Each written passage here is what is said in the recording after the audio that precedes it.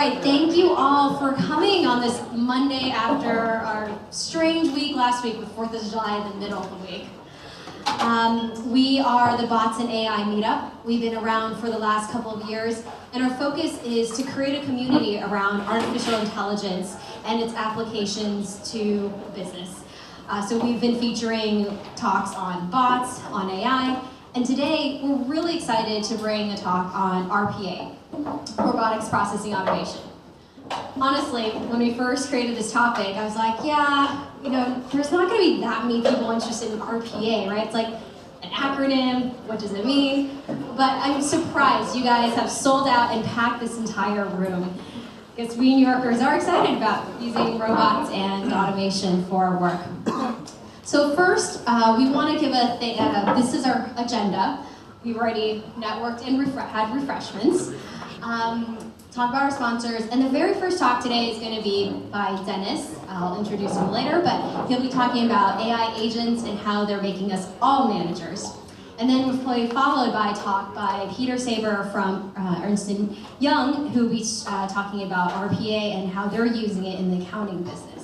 And then at the end, we'll have a quick session of member rapid fire. So if you guys are looking to recruit somebody, or you're having an offer or something that you want to share with the community, we'll have a couple minutes for that. So save your thoughts around then. And then we'll leave a bit of time at the very end for people who want to sit around and mingle and chat and get to know each other, because our goal with the Bots and AI Meetup is for you guys all to create a community and help one another. First of all, a big thank you to our sponsors.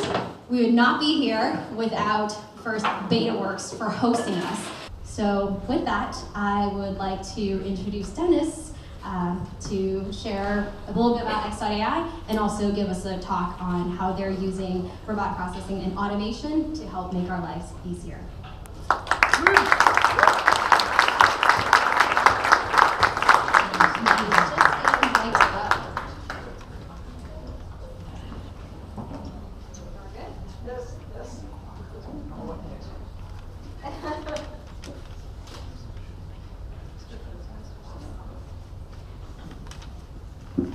Am I on? I'm very much on.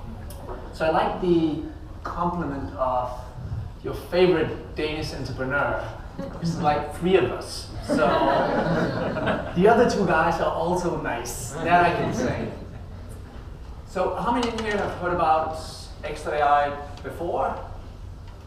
Super. Really appreciate it. Thank you very much. I'll do the kind of compressed version of who we are, what we do, some commentary on why I think it matters, try to do it as fast as we can, so that come the very end of it, we can spend more time on either you calling bullshit, or me trying to kind of defend whatever I think is not bullshit, kind of get to some of the fun parts of it. And we have 20-25 minutes. That's what Laurel told me, so I believe it.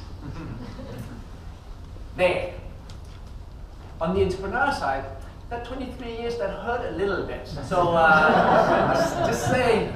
So I'm turning 46 on August 4th, which is super fucking scary, but there you go.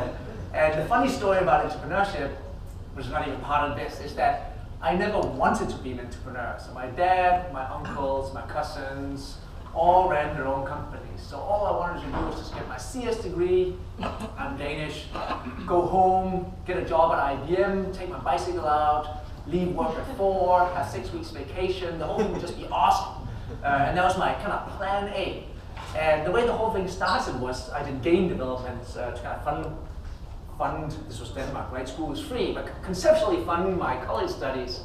And the company went bankrupt like 5 weeks before I was supposed to kind of graduate, deliver my project. The whole thing was just perfect, right? I said, I spent 1.5 years on it, I'll get paid a little bit of money, I'll get my degree, I'll take my bicycle, I'll cycle out to IBM, hadn't even applied, and then just assume that, hey, I got money in my pockets, I got a degree, you should employ me. And then I went fucking bankrupt, and I worked 1.5 years on it. So I ended up hiring a lawyer, as I said, calling my counsel. How many 20-year-olds have counsel? But I certainly called somebody, and I ended up acquiring all the assets of that company for very little money. I think $1,000 or something like that. Back in the day, for where lawyers didn't know shit about software. He wanted to sell me chairs and monitors and leases and cars and what have you. I said, I just want to buy 2 CDs. And he just didn't get it. So I bought all the software assets of the company. I thought, okay, that's the beginning. They refinanced, came back, figured out one of the engineers had bought the assets. I sold it back to them and made what I thought was a small fortune. You know, in this day and age, probably not much, but certainly enough to kind of think, this is good. But I still wanted that bloody job at IBM. So I took all of what I made, I put it on red, started an internet data company in '96. I said, if I lose it super quick, then I can go work for IBM. That was just a good time to start an internet kind of data company. We ran that for 4 years, and I was one of the lucky kids who got out on the right side of the .com boom. I sold in April 2000, NASDAQ at 5,000. High fives, the whole thing. Sorry, that's why I'm an entrepreneur, by accident. Now I'm 23 years in. Here's us. If you haven't seen this slide, then you certainly have a version of it in your inbox right now. As in, we all have some request in our inbox that rhymes with this, where you meet up with somebody, they reply back, they say, hey Michael, good to talk to you yesterday. Do you have time to meet up later today, tomorrow, or perhaps early next week? I'm free most days after 1 p.m. You can make 1,000 incarnations of this, but they rhyme with this. And it looks like an email, right? This is not an email, this is a fucking riddle. And I keep telling you that I don't want your riddles in my inbox. As in, I have to solve this so we can meet up. And really the only thing I want to solve is whether I want to spend my time with you. And I think that's the fair question. Good new candidates, meeting up with a potential customer, meeting up with a potential investor, meeting up with plenty of good people. As in, I don't dislike meetings. What I dislike is bad meetings and negotiating any of the meetings which I have to participate in. And the only way to really escape this up until this point, or certainly in my, as we know now, 23-year-long career, is if you win the corporate lottery and become SVP of Flim Flam at Time Inc. And you get a human assistant, and he's called Tom, and you get that email, and you can just say, you know what? Yeah, I want to meet up for a Diet Coke. Tom, put something on my calendar. That did not see the task disappear. That just means you outsource it to Tom, and the organization has some idea that Tom might be cheaper than having you on board, so we're going to have Tom do it instead. But it still exists. Our solution, though, and for those of you who've heard about us, is certainly one for where we thought it might just be plausible, or certainly when we brought the team back together in late 2013, early 2014, to go engineer this intelligent agent that could take that request in, understand it in full, remove me from the conversation, reach out to one or more participants, have this very human-like dialogue, or really negotiation, right? Back and forth, driving not round in circles, but towards a conclusion, and upon conclusion send out an invite. And it rhymes with some natural language message like this. Hey John, I'd be happy to meet up. Cecil and Amy, and she can put something on my calendar. This here, I could be biased, I think is awesome. As in, that is exactly how you want to work. You want to spend your time on things where you think you add value, and the things where you don't add much value, for where you've turned into a machine, right? As in, you and me negotiating on meeting up down on 200 Broadway. I say Wednesday, you say Thursday. I say 1, you say 2. I say half an hour, you say a full hour. I send out an invite to the client. If I'm say why, we do it again. We figure out we're supposed to meet up. That's a machine task. That's not really a human task. And having agents doing these type of tasks, I think is awesome. And it's not just what we do here. I think there's plenty of chores in your inbox that rhyme with this.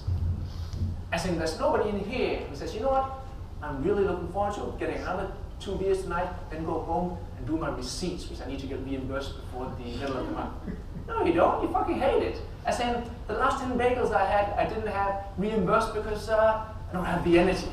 As in, I'd rather pay for it than have to kind of take a picture, even though Expensify is kind of a nifty little tool, but you still have to do work. Now, in this setting here, I think there's a couple of interesting items, certainly for you guys who've been exposed to it before, that I find interesting. there's certainly this initial idea, right, for where some of us feel potentially awkward, including an assistant, mostly because the assistant used to be some sort of luxury, and there's a stigma attached to the idea of including in an assistant to meet up with some investors, some candidates, somebody else, and certainly if I meet upwards, how do I kind of phrase that? I'm certainly betting my entrepreneurial career, these last 4 or 5 years of my life, that will disappear. I think it will disappear because it always disappears. So any technology would at least initially have had some stigma attached to it. Remember, there was a time where if you spoke on your mobile phone in Whole Foods, you're an asshole. End of kind of analysis. Look at that dork. And today, I'm even surprised. So how do people even pick up all these items without having a list on the mobile phone? Did he just memorize it? As in, or is this random? He picked up 20 items? As in, that is normal today. There was a time where I had to ask you, do you have an email? And the response would be, Dennis, yeah, I know you're a CS grad, so it's 93. Why the hell would I have an email? Today, I don't even ask you, I just assume, give me your email, right? This here, this idea of outsourcing a task to an agent, that will be normal. There'll not be really any stigma attached to it. But while we have this kind of in-between period, I do think there's some love which can be applied to the handover. And the handover is where you introduce the agent and kind of half speak to the agent and half speak to the guest. For where they both see how you treat the agent, they see what constraints you've applied. So say I want to meet up with SoftBank, one of our investors, my handover might rhyme with, hey Amy, find some time for Josh and I at his office. Anytime next week, you can go outside of my scheduling hours. That is me certainly speaking to Amy, but it's also me sending a signal to Josh of, hey, we can meet anytime, and I'm okay, and I'm certainly going to make the trip up to your office.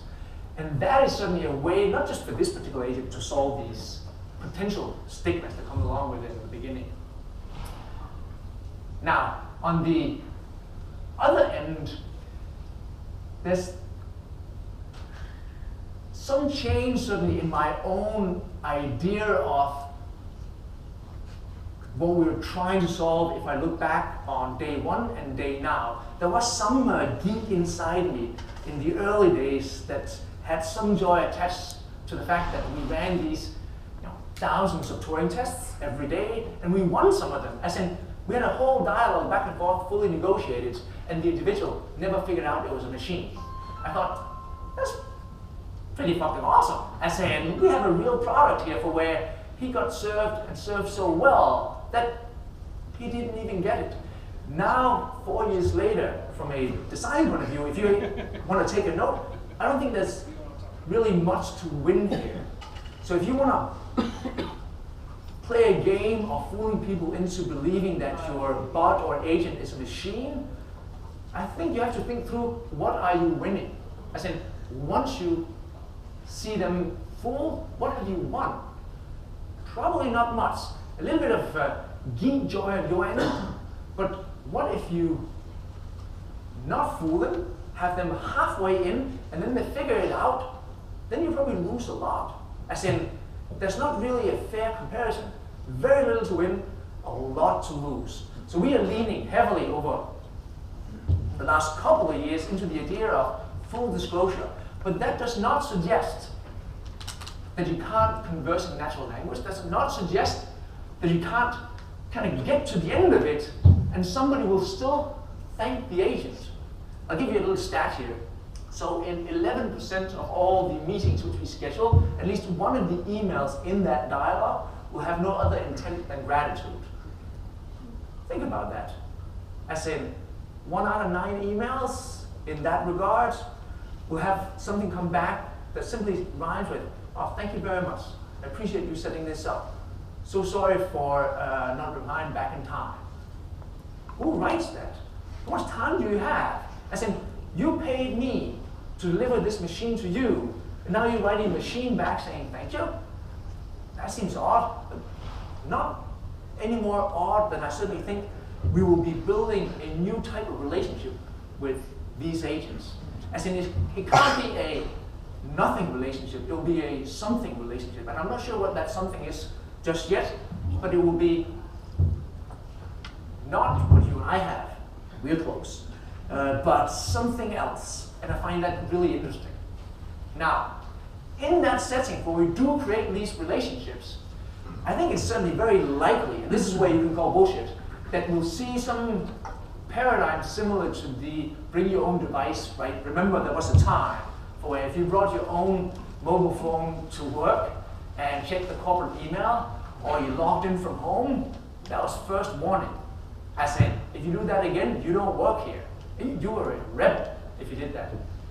If any one of my team members don't have Slack on their phone, I'm not really sure they're fully committed, right? As in, that's completely reversed. I think there'll be some new setting here for where I would almost expect people to bring their own agents. So I hire a new recruiter, for example, and they come in and we do the interview and ask them, so tell me, how do you set up your meetings? I like just to call people. Okay, if they don't answer, let's call them later. Okay, so how do you do reference checks? Oh, I mail out letters so they can have them signed. Ooh, okay, that's interesting. So how do you do the initial screening? Oh, the screening, that I also mail out, okay, the people get back to it. No, not often. That seems eccentric. As in, it seems so eccentric that I would have expected you certainly at some point to say, oh, here's what I do in my job. I have these 5 agents which I've employed that does all these kind of rudimentary tasks, so I can really focus on what matters. If you're a recruiter, you should be speaking to candidates, not trying to figure out whether you meet up next Wednesday or next Thursday. And that is something for where I find it very hard to kind of create a scenario for where we don't see this happen. Where employing somebody just on them seems timid.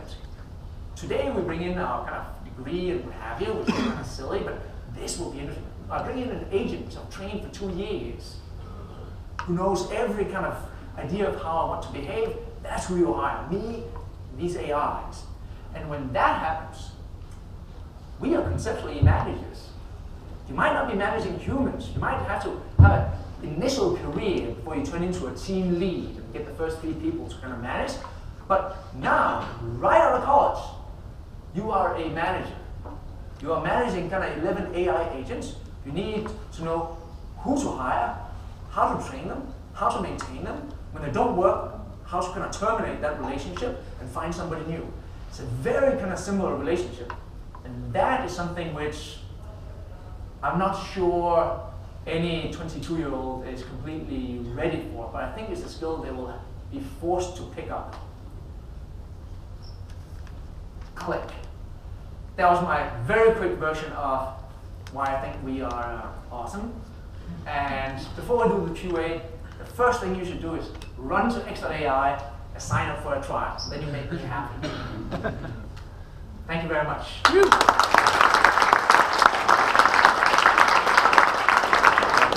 Yes, we have time for questions, and Richa and I will be running around. So do you envision a scenario where there are bots on both sides and talk to each other? I guess that's what's going to happen soon, right? It's happening already. So you email me saying, hey Dennis, I'm going to be back in Manhattan the first week of August. You got time to meet up for a diet call? I will obviously reply back, yeah, I'm up for that. I've seized it in Amy. She can put something on my calendar when you're here. You reply, oh, great. I've seized it in Andrew. He can hash it out with Amy. But if Andrew is Amy, who the hell is she talking to? And that is where things get really exciting, right? Because that's a paradigm shift for where even if you could afford a human, you wouldn't even want a human because they couldn't do it at the same speed or the same accuracy. So in that scenario, it turns instant. And we don't send emails back and forth. That could be fun just to kind of go through the logs, but we do this kind of internal language or internal preference negotiation, really, where we find it the kind of perfect time immediately. And not only that, that becomes, I'm going to go all geeky, but that becomes really sexy, right? So if I have 3 meetings in Midtown next week, I am at the mercy of the guest availability because I have no insight into it. It doesn't matter whether I have an assistant or not, and Amy will negotiate those. I'll meet up Monday, Tuesday, and Friday. That means I have 3 hours of commute time given out on Wall Street. What if that could all be on Wednesday, 1, 3, and 5? Same meetings, same people, same week, 2 hours less commute time. That is pretty much impossible today. But if it's a network, then we could all meet the same people at the same time, commuting a little bit less. So I think it's such an awesome future. You're in charge, then I'm less of... So, do you have plans on automating things beyond meetings? We are hyper-focused on meetings. And just in general, given we're all entrepreneurs in here in some way, shape, or form, I think it's somewhat easy to be kind of half-assed at certain things. I think it's nearly impossible to be world-class at one thing. But at least you can try. And we are trying to at least be world-class at setting up meetings. But pushing back, should there be some investor in here that I'm affiliated with, it's kind of like Dropbox. Do you just want to save files in the cloud? That sounds kind of tiny. I thought I got that for free. There's a bloody hard disk in my laptop. Or I get iCloud. Or that free thing with Microsoft. What is that even called? So why do you have a $10 billion business? Because if you do it well, there's enough of a kind of slice of the pie which you can carve out. And really, if I can, let's not say scheduled meetings, if I can own time, the most valuable resource, I think we have a real chance of being another version of Dropbox. This is the delusional entrepreneur talk. I'm very much aware of that. Hi. Hey. So I'm doing a lead generation company right now, and the first thing that comes to mind is how can this be used for marketing, right? So like, how far out is this technology to where I can feed it a warm lead, and then Andrew or Amy could close the sale, so to say, and I could fire my sales team. I would keep them around for next week at least, yeah. to see what happens. That would be my input here. Just a few things. So we today operate in the universe of verified meetings. So we are not in the business. Doesn't mean that somebody couldn't be or we couldn't be in the future. But verified meetings means that you and me shook hands in a meeting, or you and me want to meet up. So Amy's not there to sell anything. She's just there to make sure you and me get to the right location at the right date at the right time for the right duration. The idea of having a machine sell a human, sure, we have plenty of kind of marketing systems today sending out highly personalized emails that are doing something that rhymes with that. And we'll continue to do so. I do think in sales, that kind of initial touch, perhaps that's where you should be spending your time, and then try to remove the machine tasks, inputting shit into Salesforce. Who in here likes that? Nobody. And all of the other kind of little details that comes along with it, so you can be on the phone with your kind of prospects. So I don't see that happening anytime soon, but I mean plenty of campaign activity at the very top of the funnel, I agree. Right on. Hi, I'm Emerson. Thanks for sharing with us. So what do you think about, enjoy your talk, what do you think about AI as being like a second line for sales teams and like coming up with ideas for businesses? Like, what surprises you about things that Andrew and Amy come up with that you're like, shit, I wish I could do this right fucking now. But of course you have to execute. Like, what are you really surprised about? Positives or negatives? Either way. I prefer positives, but whatever. Me too. I'm happy when I see people deploy Amy and Andrew in settings that I hadn't originally imagined, right? Where I can certainly imagine 100 scenarios where I think we engineered it so it should be perfect in these scenarios. There's still some glitches, but hell, we live in this asynchronous world where even if we make a kind of wrong predictions, you can self-correct. On sales, if you use that as an example, I've seen some people, which I didn't immediately kind of think of, but obviously it's perfect, deploy Amy on request a demo type forms directly on their website. So you request a demo, which means you want to kind of have a time with that account executive at some point next week, and as you kind of click submit, Amy already reached out. And they've kind of built that into their kind of flow. And I think that's a good example of things I didn't just think of, but yeah, that's pretty awesome. And I've seen people build it into their recruitment flows as well, for where you install or run greenhouse, but at this step, that's when I need to kind of do the initial kind of screening call. Then Amy's just kind of included. You don't even include herself, it's just part of the process. So I certainly like those instead of the just working it from the inbox, which is how we originally kind of envisioned it. One more question over there. There's one. I just had a similar question, actually. So, Already answered that. yeah, I way to state my question. But my question is, what are some circumstances or sort of things that you have you thought about where you say, this AI, it's just not going to apply? And you know, I'm having a hard time finding any of those myself, but I'm just curious what your thoughts are. For us or in life in general? For you. For me. So you know how entrepreneurship works, right? It's not like this. It's kind of very volatile. You're either kind of giving Sam high fives, you know, into the sunset, or sitting alone in the toilet crying, right? Oh, I'm never gonna make this work. So between those two, the one thing was that perhaps didn't fully appreciate when we began was how hard it would be to build a high quality data set. It seems like one of those things where, sure, we'll get some emails, I'll write some annotation guidelines, I'll put a simple kind of annotation console in place, I'll ask some humans to help me label some data, that becomes the corpus, we start doing the kind of modeling. Kind of like two guys in here, yeah, Thursday data, download TensorFlow Friday, Monday success. No, it's more like Thursday data set, shit, year and a half later, this is still kind of messy, we need to kind of figure something out. And that was just something that I didn't fully appreciate. And to this day, 70 people from our team does nothing but just label and massage data. As in, nothing to do on engineering or product or data science, just raw data labeling. And it was just such a massive task and way more expensive. We talk about what it is that we've invested most of our capital into. It's been into building this really high quality data set where I believe, biased perhaps, that we are the only ones who sit with this particular data set.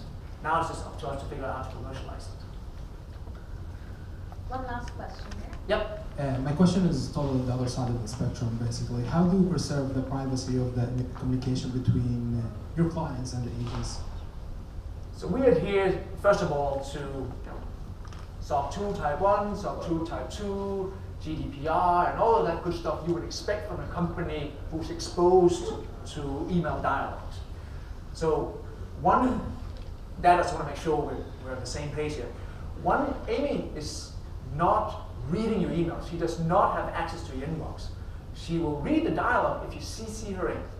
So that means she's now at the same level of any other employee which you have. You probably put in place under a certain set of contracts for where, Tom, don't go fucking gossip about what you see at the office. The cool thing about machines is that they don't gossip. The cool thing about machines is they don't do a reply all mistake. The cool thing about machines is they don't do the wrong autocomplete to the wrong SAM, right? They do all those things really well. We've engineered it so that Amy look at the dialogue, so anything which you haven't seen before, in the way she replies, you can't see. So we're very good at making sure that people who have seen something can see it again, people who haven't seen something can't see it in the future. We don't need attachments, so plenty of what is confidential, the contracts, the LOI, the whatever comes in the attachment, we don't need that. So that's certainly, I think, a secure setting. Then there's the kind of philosophy of who we are. I'm in the business of scheduling meetings. I'm not in the business of selling data. I said, I want this to be a utility which you think is of value, so much so that you're willing to kind of give me $17, and if that's the right price, if not, I'll decrease it or I'll increase it, whatever the market can bear. But I want it to be a product which you buy because of its value, not one where if I mine it, then later I can extract some value from it. That's not the business I want to be in. And we're very clear about that in all of our kind of policies which we sign up to. Thank you. Great. Thank you.